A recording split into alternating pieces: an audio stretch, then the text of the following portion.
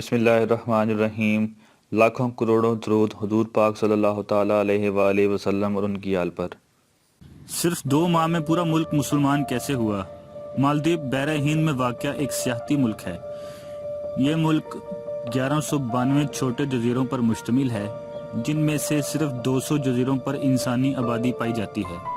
مالدیپ کی 100% آبادی مسلمان ہے، جبکہ یہاں کی شہریت لینے کے لیے مسلمان ہونا ضروری ہے۔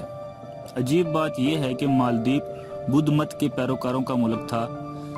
صرف 2 ماہ کے اندر اس ملک کا بادشاہ، عوام اور خواص سب دائرہ اسلام میں داخل ہوئے۔ مگر یہ معجزہ کب اور کیسے ہوا، آئیے جانتے ہیں۔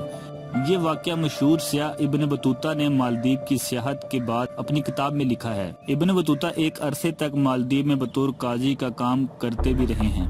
وہ اپنی کتاب تحفۃ النظار فی عجائب المسار و عجائب المسار میں لکھتے ہیں کہ مالدیپ کے لوگ بدھ مت کے پیروکار تھے اور ہر درجہ توہم پرست بھی۔ اسی بد عقیدگی کے باعث ان پر ایک عفریت یعنی جن مسلط تھا۔ وہ عفریت ہر مہینہ کے آخری تاریخ کو روشنیوں اور شمعوں کے جلوں میں سمندر کی طرف سے نمودار ہوتا تھا، اور لوگ سمندر کے کنارے بنے بت خانے میں ایک دوشیزہ کو بناؤ سنگھار کر کے رکھ دیتے تھے۔ وہ عفریت یعنی وہ جن رات اس بت خانے میں گزارتا اور صبح وہ لڑکی مردہ پائی جاتی اور لوگ اس کی لاش کو جلاتے۔ جن کے لیے دوشیزہ کا انتخاب بذریعہ قراندازی ہوتا تھا۔ اس بار قراندازی میں ایک بیوہ بڑھیا کی بیٹی کا نام نکلا تھا۔ رو رو کر بڑھیا نڈھال ہو چکی تھی۔ گاؤں کے لوگ بھی بڑھیا کے گھر جمع تھے۔ دور سے آئے اس مسافر نے بھی بڑھیا کے گھر کا رخ کیا۔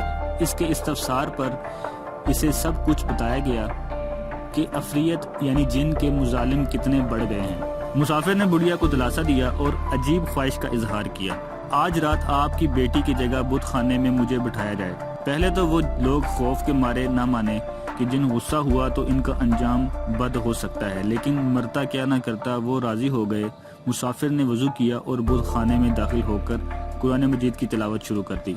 جن آیا اور کبھی واپس نہ آنے کے لیے چلا گیا۔ لوگ صبح نہار بت خانے کے باہر جمع ہوئے تاکہ لاش جلائی جا سکے، لیکن مسافر کو زندہ دیکھ کر وہ سکتے میں آ گئے۔ یہ مسافر مشہور مسلم دائی، مبلغ اور سیاح ابو البرکات بربری تھے۔ ابو برکات کی آمد اور جن سے 2 ہاتھ ہونے کی خبر جنگل میں آگ کی طرح پھیل گئی۔ بادشاہ نے شیخ کو شاہی اعزاز کے ساتھ اپنے دربار میں بلایا۔ شیخ ابو برکات نے بادشاہ کو اسلام کی دعوت دی۔ بادشاہ نے اسلام قبول کیا اور صرف 2 ماہ کے اندر مالدیپ کے سب لوگ بدھ مت سے تائب ہو کر مسلمان ہو گئے۔ یہ 1314 سن کی بات ہے۔